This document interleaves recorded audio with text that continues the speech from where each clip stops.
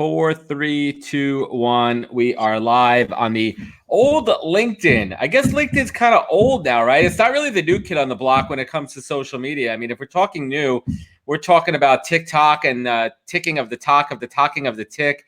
And we're also talking, there's some other crazy platform out there that's the new Vine. Byte, I think it's called, something like that. There's something out there. All I know is I'm not going to be on either one of those anytime soon. What are your thoughts on TikTok? So, it's interesting. A lot of people say, oh, well, if you go on TikTok, they're just, snaking your data. And I think they say that in a stereotypical way because, they're placing a stereotype on the Chinese that they're stealing our privacy and all that. I don't buy that. I think it's a great platform. Yeah. What's really interesting is I did hear some figures that while most of us like you and me who, 30s, 40s, and 50s, that the target audience, and right now, even though the people that are out there are super young and they're lip syncing and they're doing all the funny stuff and they're creative, Right. that actually their target market for TikTok is probably, I think up to the age of between 35 and 60 years old. That's who they want out there. I will admit that when I want to just not do much and not think much, I'll go out there and it's a black hole. So you kind of got to be careful because you can look up at all the funny stuff and they're creative. Yeah, it's a tough one. It's a black hole. And I mean, I don't see my audience on there now. I mean, I have my name and I ordered, I reserved my spot in line, so to speak, but I don't have time for TikTok, nor do I really think that my audience that I'm going after from a biz dev perspective or candidates are going to be on there, right? No, the executives aren't going to be on there. No, and I got to focus on my time. I'd rather do fun live shows like this. So let's kick things off here. I usually do this show on Wednesdays, but for my good friend Michael Goldberg, I said and Lila Smith. I mean, I do like Lila. It's really Lila. I definitely like Lila, and the schedule's worked out. Let's let this show rip. I am setting up here. It is live. Anything could happen. I'm trying to get my phone propped up here. If you bear with me one moment. I'll also go out there and share it as well, my friend. We will ramp up. So anybody who does live, I mean, I usually give it a couple minutes to kind of build a critical mass. I mean, we're joining in here. We got a handful of people. Everyone check in. Let me know where you're joining us from, and we'll launch this podcast, the live podcast, in about 1 minute. Let me just get this set up here. Yeah, Michael and I are just shooting the crap on. Showing up on my feed. Do I just go click that link? Yeah, go back to go to my page, go to posts, and you can pull up the live. Yeah, give me a second. That's your easy peasy way to do it. We got some people checking in. We are live, and I'm going to kick this show off in a minute for everyone. Yeah. There's so much out there today. Right.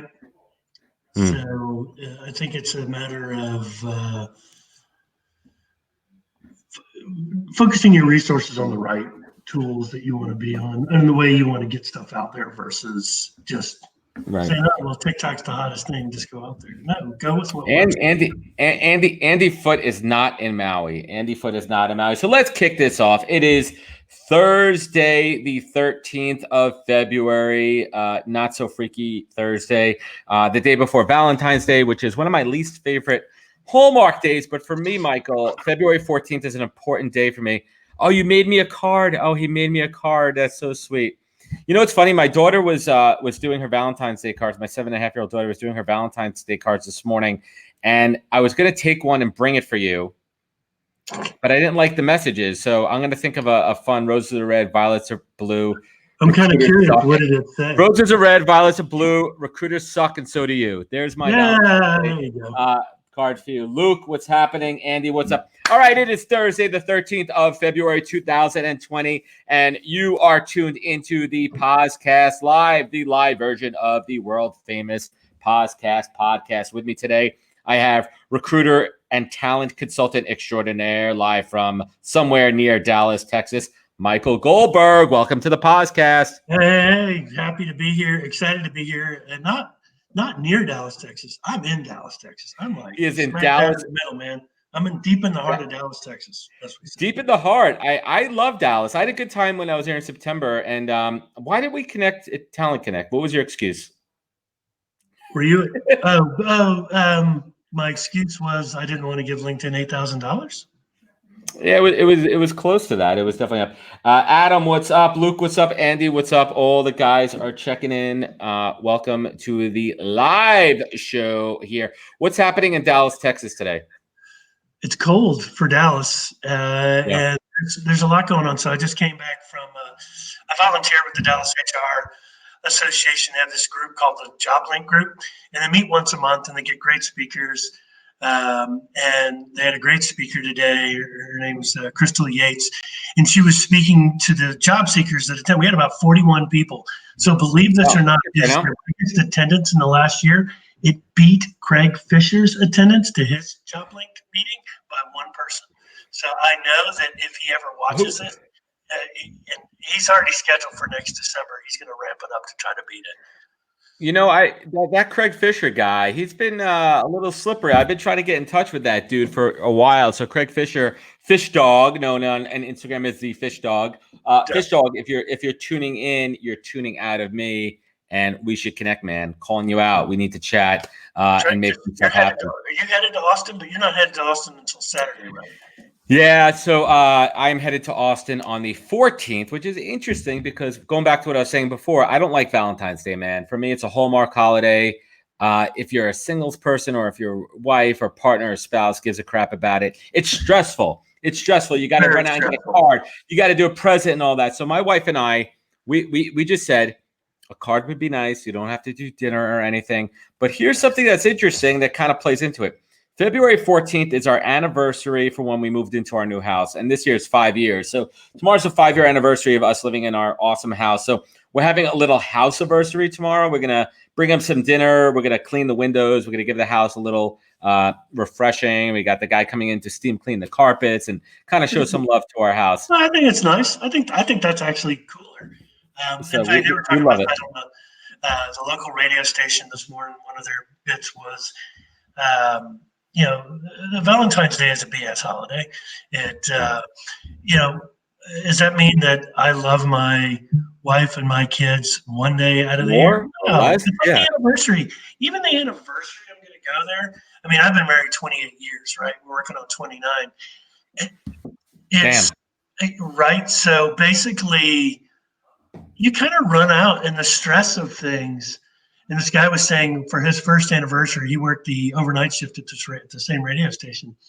And his birthday present was they shared a Big Mac, and I think he put a candle in it, and that was their Valentine's. Right? Why does there have to be one day a year? It is such a BS Hallmark holiday, and I'm over it. But my kids love it. It gives us an excuse to love a little bit extra. And you know what? On the flip side of it, if it's one day just to really show some love, I'm all cool with that. So everybody, welcome. We got some new listeners joining in. We got Joel. Joel's my homeboy. I give Joel what I call tough love. Do you know who Joel is? You know Joel? I don't believe I've met Joel. How do you pronounce his last name? Lalgi? I don't know. Lalgi. I always butcher his last name, and you know what? I'm sorry, Joel. I always screw that one up, but I love Joel. Joel is a hustler, a mover, and a shaker. He's also in our world of recruitment. So let's do a proper, quick little intro here for anybody that does not know you, Michael Goldberg. Give us that elevator pitch. Shame on them. First off, second of all, shame. So hey, everybody.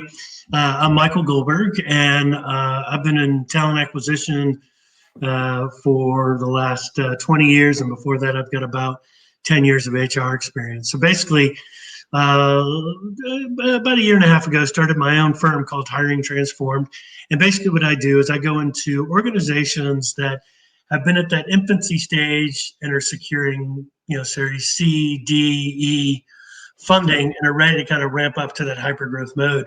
And so basically I go in and help build out their talent functions because they want to, and I help them with their strategies. I'll help them recruit and really go in and help build out a function. And if they want the HR function, I'll give that them as well. And then basically I try to find somebody to replace me, and I get out and I move on to the next one unless they love me so much and want to keep paying me to do what I do.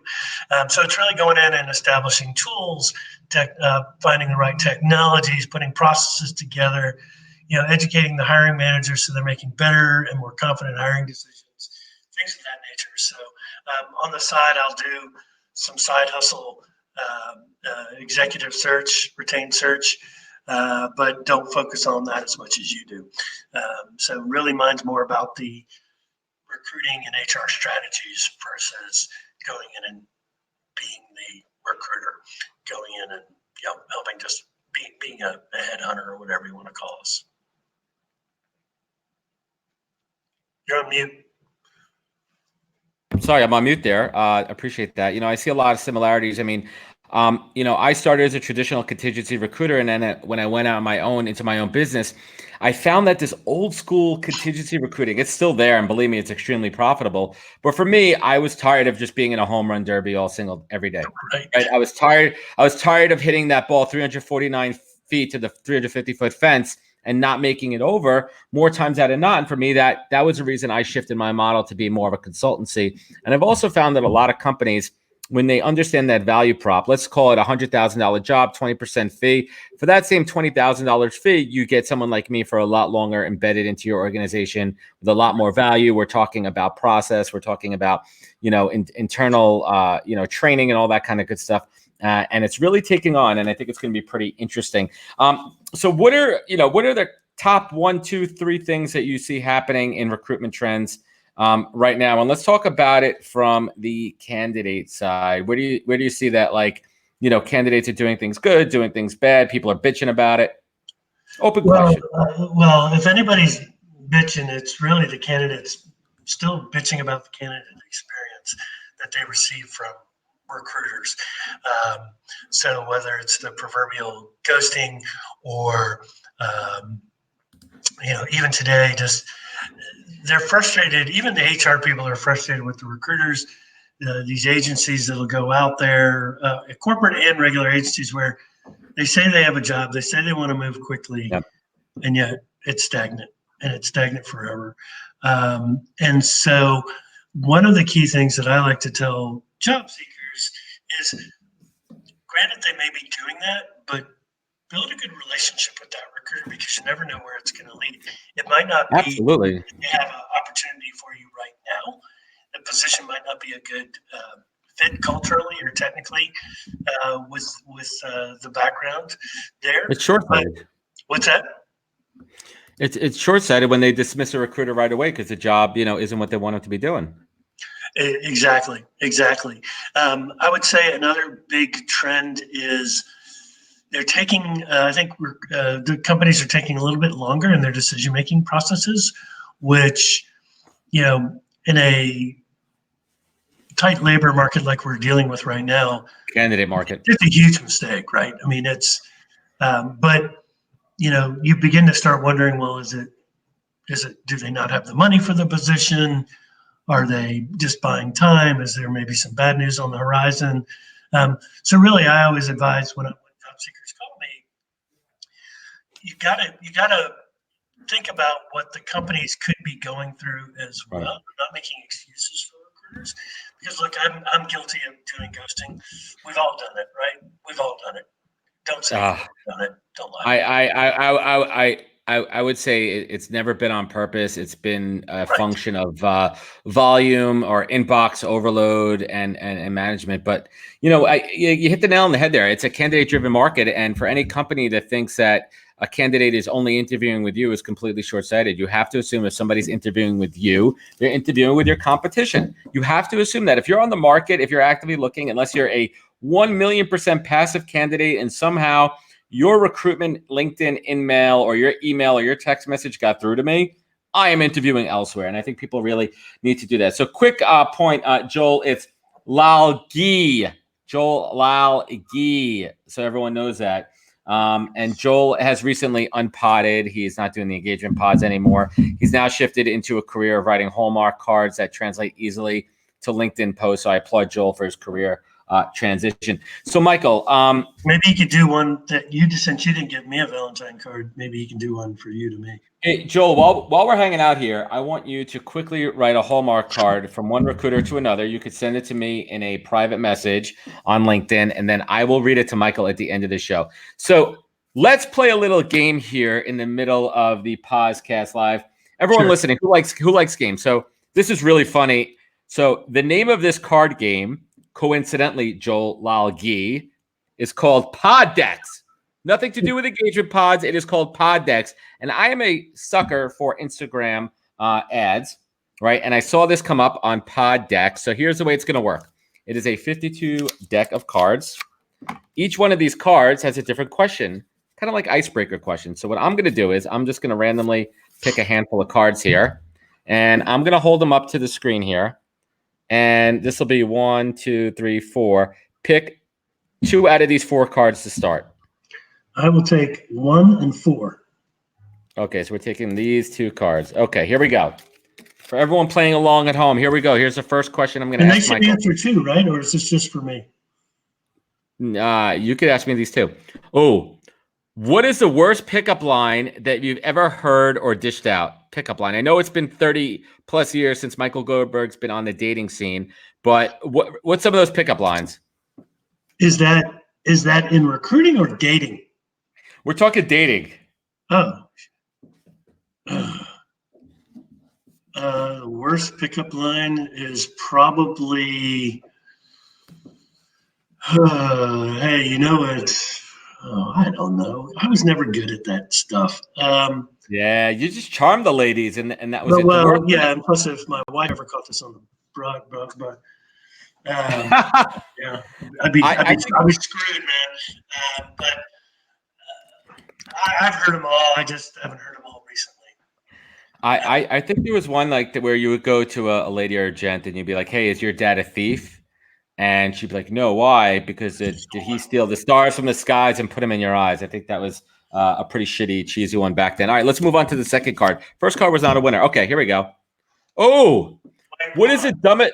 Oh. Wait, hold on. Of course, I'm cheating. Okay. Did you invent the airplane? Because you seem right for me. That's awesome. I mean, that's also an old person joke, making a Wright brothers reference. Everybody does. Yeah. Are you Siri? Because you auto-complete me. I hope you know CPR because you're taking my breath away. Okay, so here's Joel Lalgi's Valentine's Day card. You should love your job. You should love the mission. You should love your manager. You should love the company. You should love the people. But most of all, you should love yourself. If you don't love your job, Valentine's Day is a great job to find a headhunter.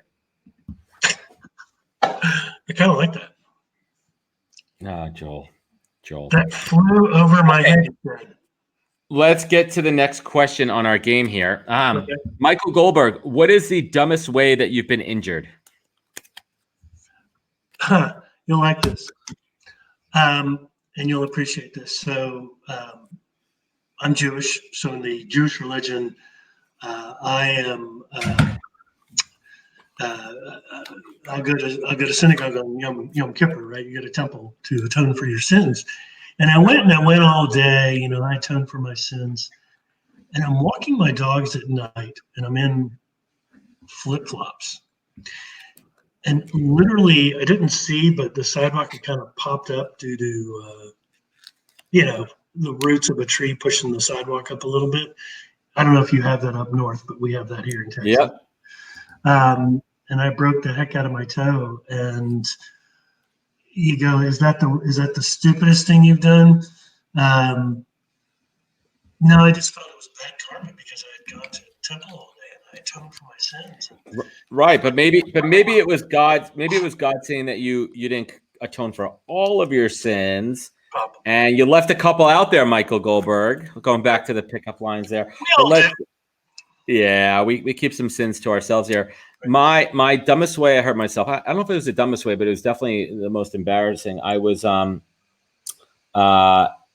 it was my 35th birthday, and we went skiing, and it was towards the end of the day, and I was on the last run of the day, and I'm a decent skier. I know what I'm doing out there, and I was at the bottom of the slope, and I hit an ice patch, and I don't know if I wasn't paying attention or something, and I lost the edge of my skis, and I came down and I cracked my AC joint here. And that was pretty dumb just because it was like the end of the day. It was my birthday, and then I spent the whole rest of the day in the hospital. And that was pretty stupid. Let's redeem ourselves, and I'm going to do feeling. Not while I was skiing. I usually wait till afterwards when I ski, but I'm going to pick one more random card here to kind of switch it up here. Dealer's choice. Ooh, I don't like that one. Oh, okay. Okay, here we go. What is something you get wrong almost every time you do it? And we're not going to ask your wife that question.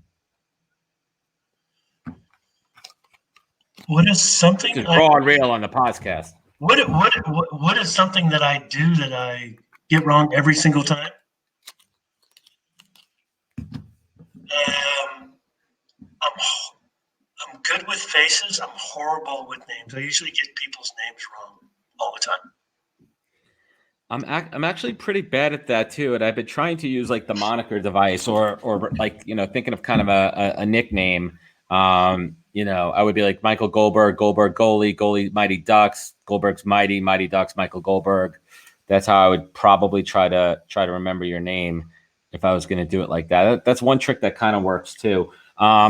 Something that I get wrong almost every single time I do it. It has to do with spelling of people's names too. That's something I'm not really good at either. I'm definitely not. Yeah. But one thing I'm really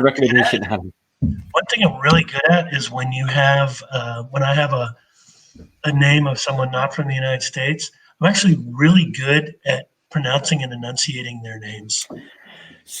That's a really good point. So let's talk about that. So in recruiting, I mean, we're in the name game all the time, right? And we're looking at resumes, we're having phone calls with people. And that's an interesting point you brought up. I'm kind of okay with that too.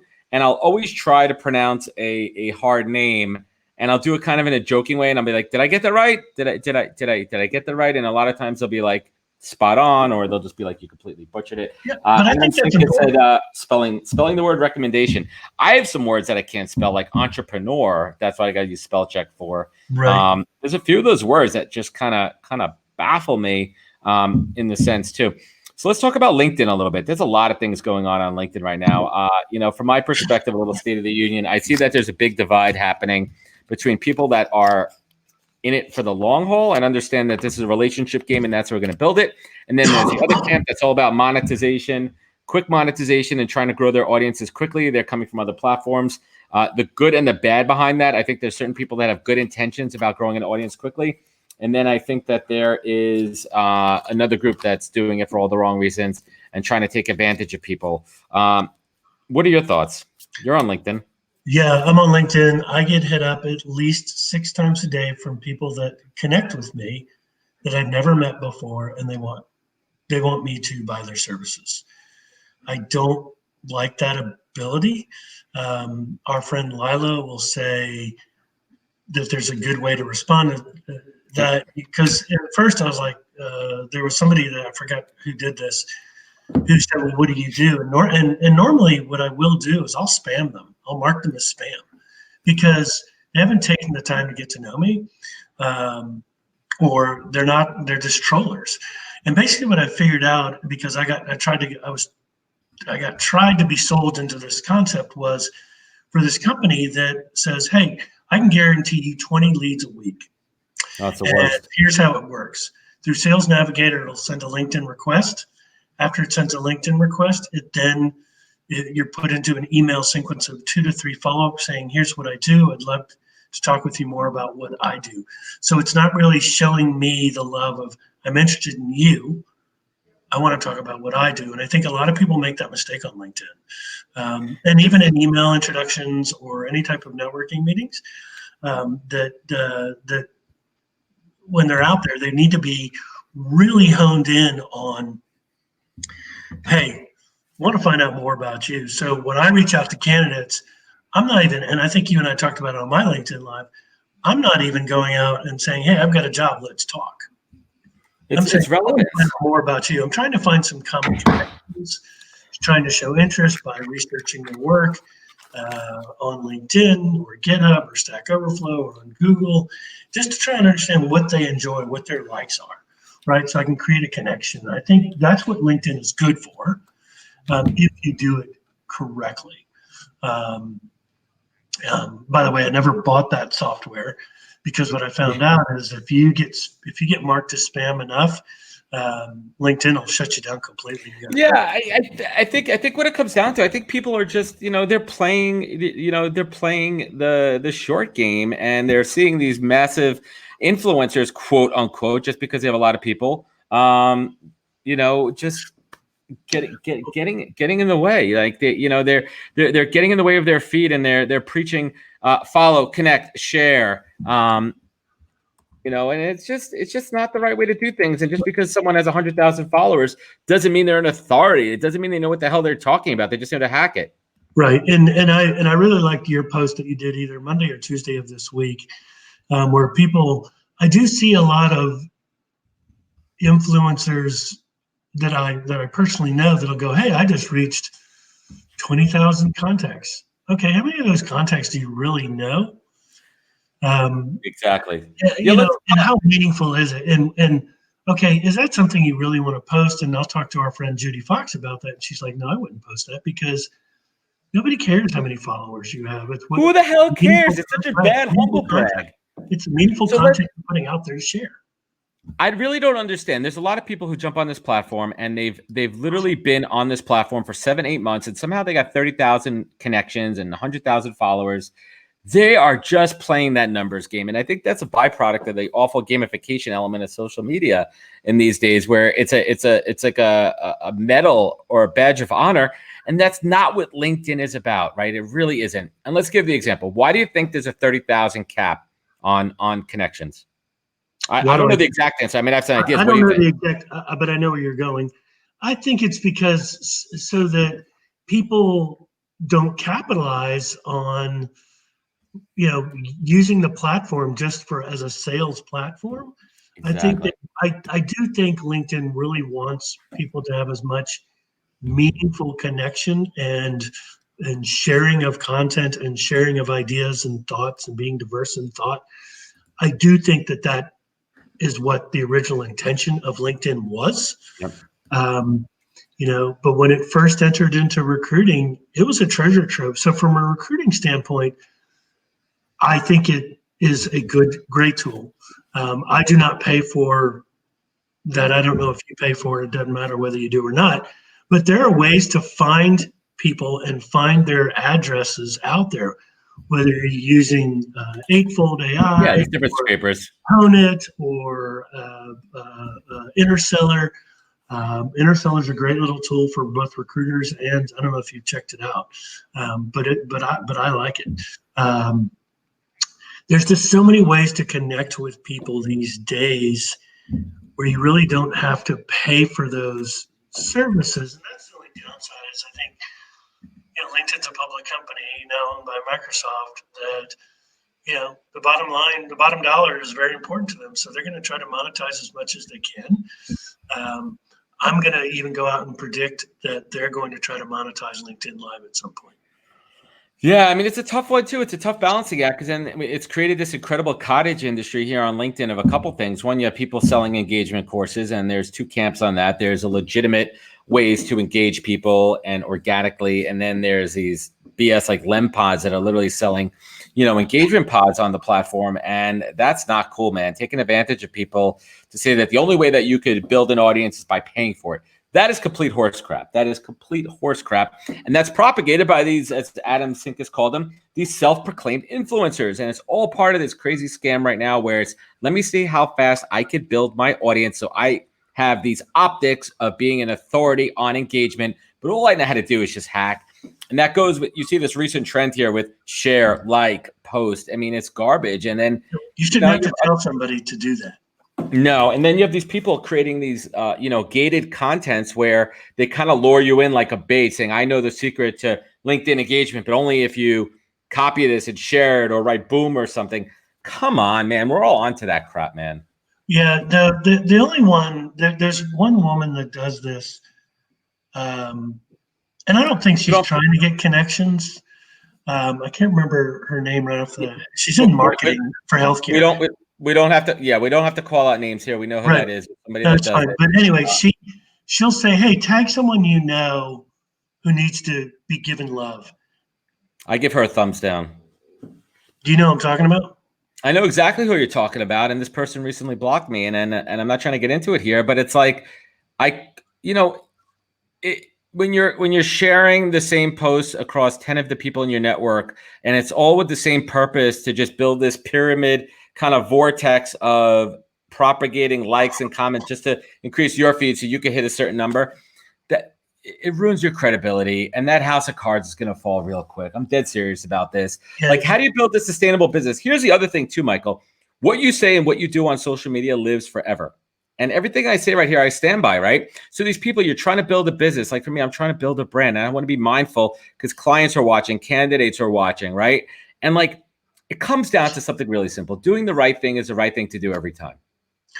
Absolutely. So Bradley Richardson, our friend Bradley here, goes, "You mean like the Instagram pod and buy your foreign followers like we saw last year in LA? Great if you're an Instagram model showing your butt and getting paid per pair, but this is real money." And it's so true. It's so true. Yeah, it's garbage here. And maybe I'm wrong. Maybe it's just an unfortunate trend that happens on all these platforms. We saw it happen on Facebook. We saw, as Brad's saying, we saw this happen on Instagram with paid followers. These people aren't here to create value. They're here to like quickly monetize and take advantage of people, right? Yeah. Like if you're running a legitimate company, do you really need to be posting all day to get people to continue to follow you? What is that? Come on. No, I think, again, I mean, look, Vaynerchuk, he puts stuff out 3 or 4 times a day. That's good for him. I think it actually, when you do more than 2 posts a day, and I think you'd have to do 1 in the morning and 1 in the evening. Yeah, it can really dilute your postings and dilute the message you're really trying to share out there. Yeah, and so let's go ahead. No. I was about to chime in with Joel Lagali is saying that, like, that's true. Like, once these engagement pods and all these fake followers, it's going to dilute your real audience, and you're gonna lose people. And how do you keep up with it? It's just, I don't understand. People are just so stuck in this short game. They are, and I think, I will say this now, and I'm attending Video Marketing World, so shout out to my friend Scott Simpson, Jeremy Vest, and Owen. What's Owen's last name? Owen Video Guy? Owen Video, that's it. I just connected with Owen Video. So is he legit? Should I keep him, or should I not block him? No. I'm kidding. Owen Video Guy, shout out. That's a social proof referral from Michael Goldberg. I'm going to connect with you, and we'll take that chat offline. Yeah, and Scott Simpson too. I think you should connect with him. He's great. So Video Marketing World, one of the things I think recruiters and recruiting leaders and HR people could benefit by going to this conference. It's in Dallas. It's a 2-day deal. You meet some really cool people. You meet some interesting people. When is it? Really for those that are kind of in the YouTube world and in the LinkedIn world now. One of the suggestions that I made to Scott last year was really need to focus on the B2B versus the, hey, how do you become a YouTube star? Focus on LinkedIn and what the benefits are of that. And so he's kind of created a couple of tracks. I'm on a panel with Fanny Dunnigan and Julian Placino and a few others. And so what I'm trying to say is I think recruiters, you're going to, in about 3 to 6 months, you're going to be too late to the game to put yourself out there on video and put your hiring managers and your employees out on video about why your company is a great place to work. I think because a lot of recruiters still won't do it. They're afraid to get on in front of the camera and talk. Well, that's what we're pioneers, man. We're establishing thought leadership. And listen, like I tell people, like, I would say about 75% of the crap I say is legitimate. Some of it I just blow smoke out of my head. In all seriousness, man, like, it's about putting your point of view out there, being an authority, but in a very respectful way, being open to other people's opinions. Let's take some notes from our listeners here. Adam is saying, Vaynerchuk has a team that's putting his content ideas to him, and the reality of what he does is not attainable.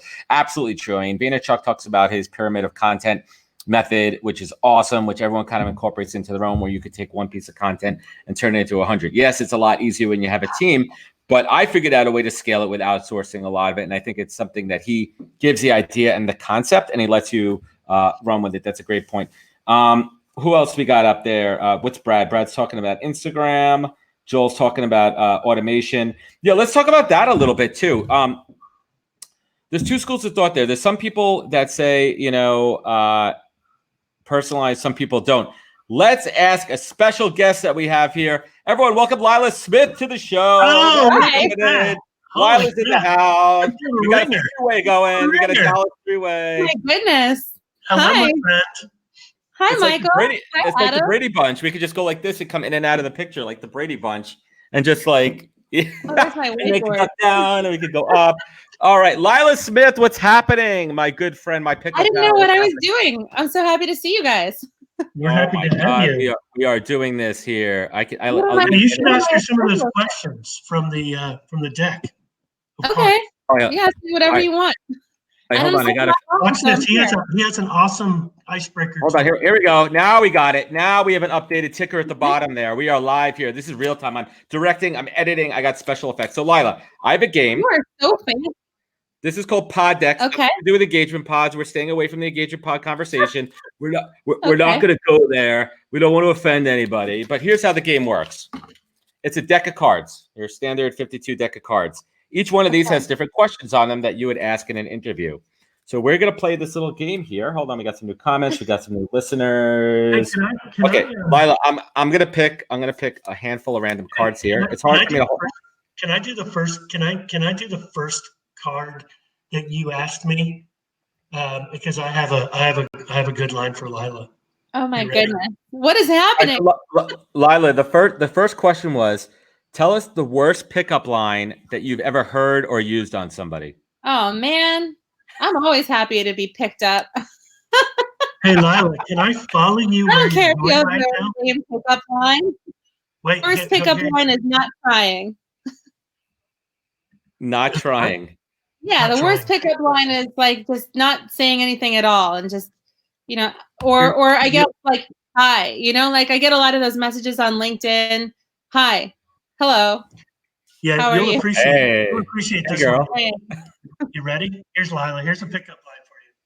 Okay. Can I follow you where you're going right now? Because my parents always told me to follow my dreams. Oh my gosh, yes, I'd be like, absolutely. Yay. You can follow me and carry my luggage and pay for my dinner. Yes. Wow, that's good. Well, there's always a catch, isn't there? All right, we're gonna get back. Hard on themselves, they make it so complicated to approach someone. I would never want someone to feel bad about like what they first said to me.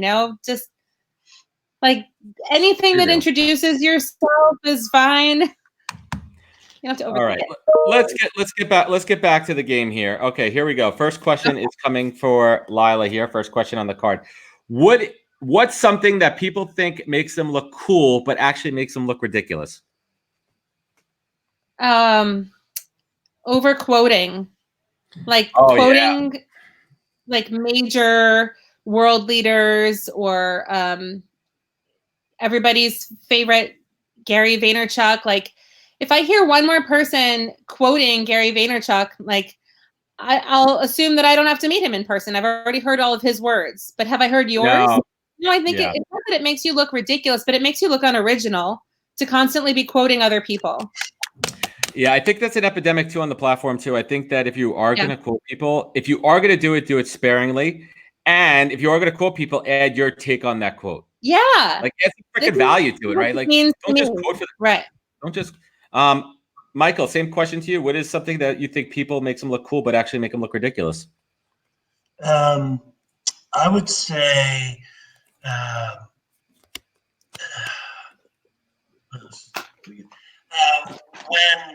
when people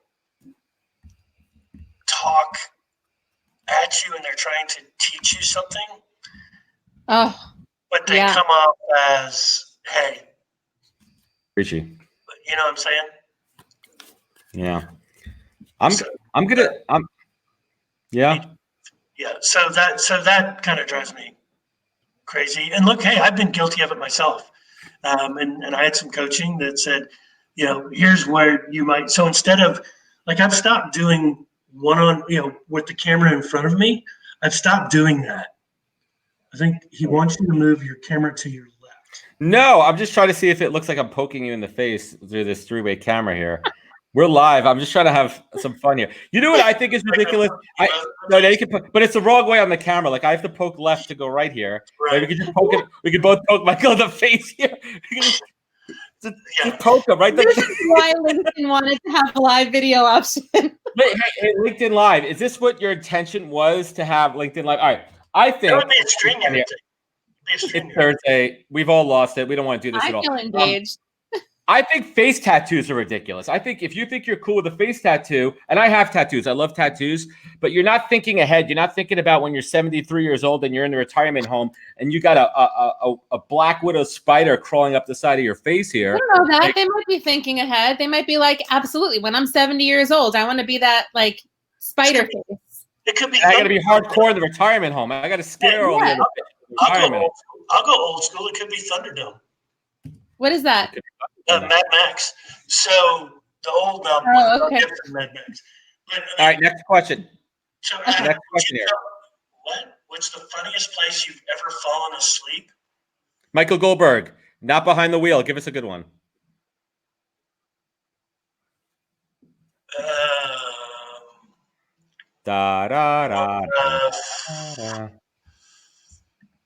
I can tell you that where the funniest place where my daughter fell asleep. It's a pretty bun. That's cheating. Okay. Well, the funniest place I ever slept is outside a hotel room on the concrete floor. Oh, toxic. Spring break. Good night. Spring break. God. College. I fell asleep mid-split at circus camp once. You what? Whoa. Pause. First, we're going to talk about circus camp for a little bit. And circus camp is for any aspiring clown, mime, tightrope walker, animal trainer, ringmaster. What was your focus, curriculum focus at circus camp, or was it more just general circus studies? No, it was Spanish web. I was only Spanish web, focused only on Spanish web. So it's a very long, like 50-foot cloth rope that I would, rope climb. You climb to the top of it. And then when you're about 50 feet up in the air, there are these little loops and leather safeties that you put your wrist and your ankle in, and you bend and you turn and you flip through yourself and someone spins it around. And you fell asleep.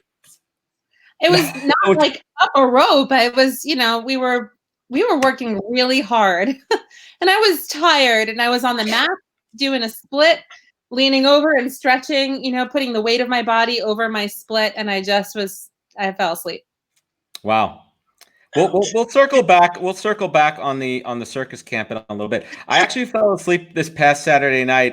We saw Seinfeld in the city, and his show was great, but I had a little too much fun, quote unquote, beforehand. And about 3/4 of the way through the act, it was hot in the theater. Next thing I know, my wife is elbowing me in the side. She's like, "Wake the up! You're snoring in the middle of the theater." Front, were you? No, we were in the nosebleed seats up there, so I fell asleep in Seinfeld. All right, person, a theater snorer. Oh, okay. Oh. This one goes to Lila Smith. No. Okay. What is that? If you could only eat one food for the rest of your life, what would it be? Cheese. Yeah. Pickle. What kind? Lobster. Pizza. Bagels. Steak. What do you mean one kind of food? This is a that's not fair.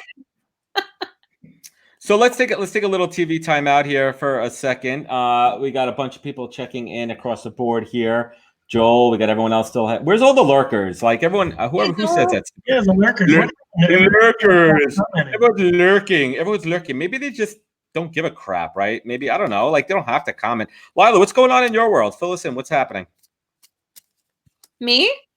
You're live. I just got off the phone with a client of mine who has an app that she's creating being discussed at MIT. So I think like the things that are exciting about me are really like, I want to talk about what all my clients are doing because they're all exciting people. Michael Goldberg, for example, is changing the way that people hire. If they think that they have it all together or they've never done it before, he has a process that he takes people through that helps them to like see what they already have, because some people don't even know what they have, and use it for way more than they're already using it, whether that's like awesome stuff in their culture or whatever.